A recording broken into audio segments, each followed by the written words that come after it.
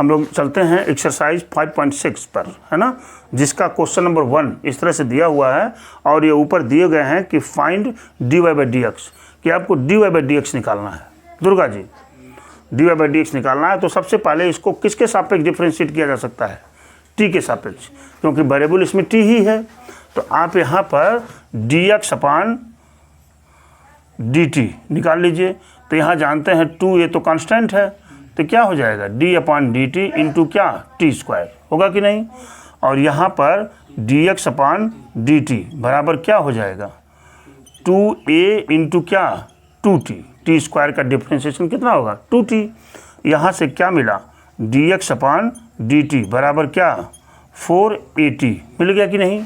अब हम इस पर चलते हैं dy बाई डी टी को a को हम बाहर निकाल लेंगे और d अपान डी टी इंटू टी पर पावर 4, और इसका डिफ्रेंशिएशन कितना हो जाएगा 4t क्यूब, यानी 4at क्यूब, हो गया कि नहीं। अब हमको चाहिए क्या dy बाई डी एक्स, जो बराबर होता है dy अपान डी टी बराबर क्या dx अपान डी टी। दुर्गा जी, तो dy बाई डी टी की वैल्यू क्या है 4at क्यूब अपान 4at, बहुत शाबाश, 4a a कट गया और यहाँ से कटेगा क्या मिल जाएगा t square. This is your answer. कितना आसान है देखिए, कुछ लगा ही नहीं, आपने क्वेश्चन को सॉल्व कर दिया। 2 नंबर देखिए, 2 नंबर किसके सापेक्ष डिफ्रेंशिएट किया जा सकता है थीटा के सापेक्ष।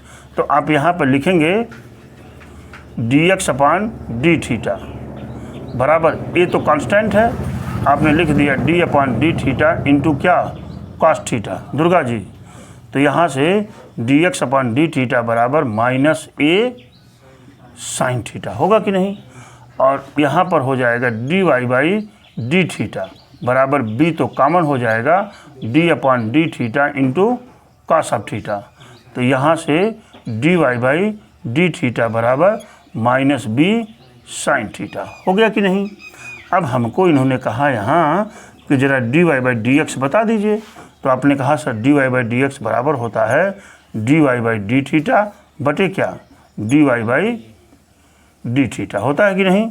dy बाई डी थीटा की वैल्यू क्या है माइनस b साइन थीटा, और ये क्या है माइनस a साइन थीटा। क्यों जी, साइन थीटा कट गया, माइनस माइनस प्लस हो गया, यानी लिख देंगे आप dy by d x equal to b by a।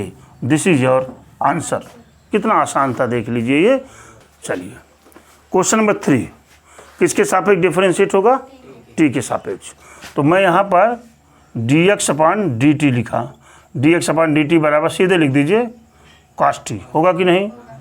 ठीक है, यहाँ पर चले dy बाई डी टी बराबर d upon D T cos of 2t, क्या डिफ्रेंशिएशन होगा minus sign 2t into 2t का भी करेंगे ना, इंटू 2 हो गया, ये मिल गया आपका बराबर माइनस 2 साइन ऑफ क्या 2t।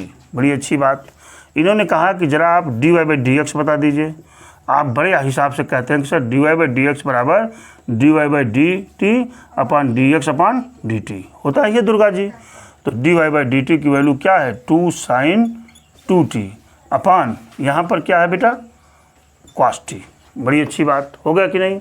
अब देखिए बराबर माइनस 2 इंटू साइन 2t किसके बराबर होगा 2 sine t into cos t divided by क्या cos t। ये cos t रिमूव हुआ, क्या बचा minus 4 sine t। This is your answer. मिल गया dy बाई डी एक्स। कितना आसान है।